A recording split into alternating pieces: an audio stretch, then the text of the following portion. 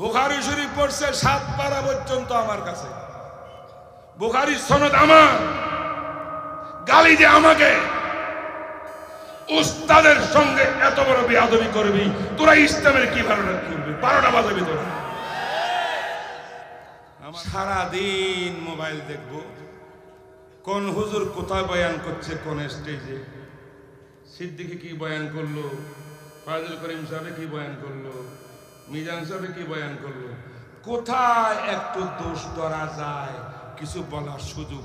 এবার মঞ্চের মধ্যে আসিয়া উলামায়ে দেওবন্দের টাকা পয়সা দিয়া তারা মেহমান বানায়া নিয়ে আসে, আনিয়া গো ওরে বারে বাবা বড় বড় বক্তা, বড় বক্তা বলে তাকে লাগাই দে। 24 ঘন্টা শুধু হক্কানি উলামায়ে কেরামের বিরুদ্ধে কথা বলে। তার বয়ান বক্তব্যের মধ্যে কোরআন নাই, হাদিস নাই, কোনো বক্তব্য নাই, শুধু উলামার শেখায়েত, উলামার শেখায়েত, উলামার শেখায়েত। কারণ হইল উলামার শেখায়েত করলে জনগণ উলামা বিমুখ হবে। এইটাই আরেকটা খ্রিস্টানদের ষড়যন্ত্র।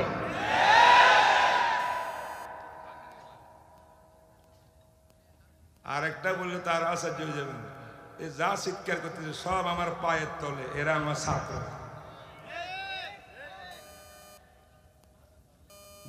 কিবোর্ডের মুজাহিদ তারা, বাস্তবে তারা মুজাহিদ। ঠিক না ঠিক কোন? এই বেয়াদবি সারতে হবে। যতক্ষণ বেয়াদবি বন্ধ করিয়া পাও ধরে মাপ না চাইবে, এদেরকে ক্ষমা করা যাবে না। ঠিক না ঠিক? বুঝেন না আমার কথা? আজকে কিছু লোক তারা দেখলো আমরা যতই প্রচার করি হুজুরদের জন্য পারি না, হুজুরদের জন্য পারি না। এখন তারা আরেকটা রাস্তা নিছে। বলবো না এটা শেষ কথা, শেষ কথা বলতাম। সিদ্দিক সাহেব মনে ভিজনে বসে রয়েছে ওয়াজ করার জন্য, তাই না? আচ্ছা শোনেন, এটা ওয়াজগুলো আর কেউ করবো না, এই বুড়া মিয়াই করবো, যাবার রক্ত হয়েছে। শেষ কথা বলছি, যখন তাদের চক্রান্তের মধ্যে তারা আশানুপাতে কামিয়াব হচ্ছে না, তারা মনে করে, কারণ উলামায়ে হক্কানিরা তাদের বিরুদ্ধে অ্যাকশন নিচ্ছে। ঠিক না বেঠিক করে? তারা এখন রাস্তা আরেকটা নিচ্ছে। কি রাস্তা জানেন? তাগুত ফতোয়া দে, আমাদের আকাবেরকে তোরা গালি দিবি আর বই লিখবি, আর তারা আমাদের মঞ্চে আসিয়া ওয়াজও করবি। এই মুনাফিকি এই দেশের মুসলমান মানতে পারে না।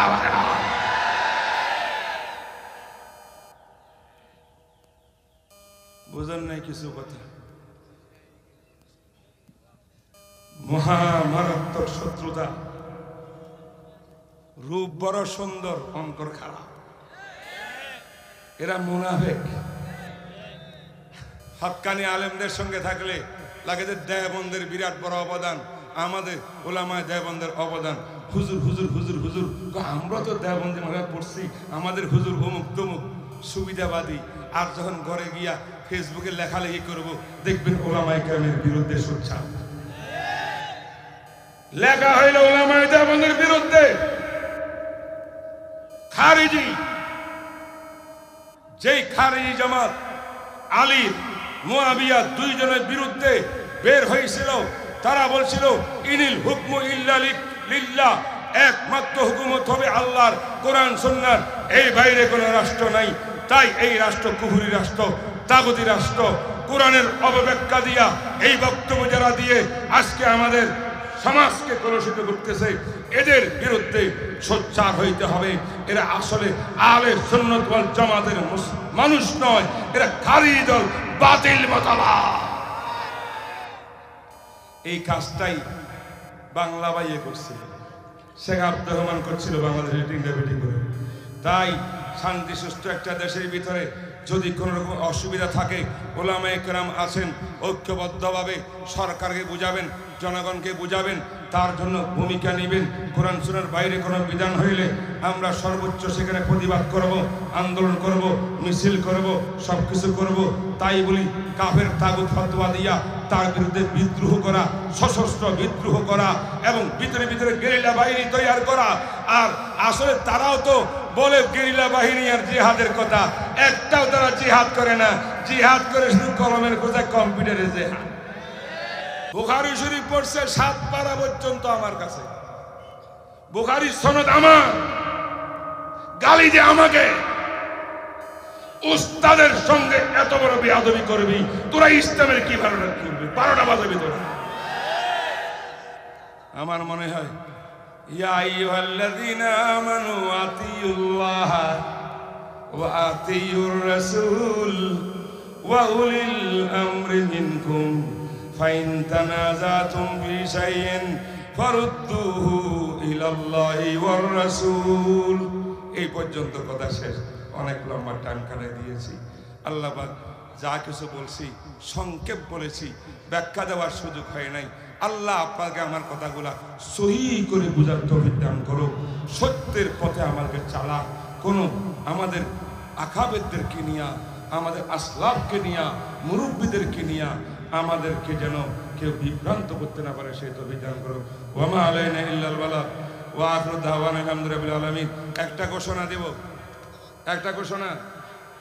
এই ভাই এটা খোলেন খোলেন খোলেন, আমার কথাটা নেন। একটা ঘোষণা হইল, আজকে কয় তারিখ? 19 তারিখ। আর মাত্র কয়েকদিন, 29 তারিখ, এই মাসের 29 তারিখ ঢাকা এয়ারপোর্টের সামনে কাওলা নামাপাড়াতে আলহামদুলিল্লাহ মার্কাজুস শেখ আমার প্রতিষ্ঠানের জন্য স্থায়ী 22 কাঠা জায়গা খরিদ করিয়া সে মসজিদ মাদ্রাসা বানাইতেছি। হাফিজ রহমান সিদ্দিকী একবারও আমাকে দেখতে যায় না, কিন্তু এটা করে দিলাম।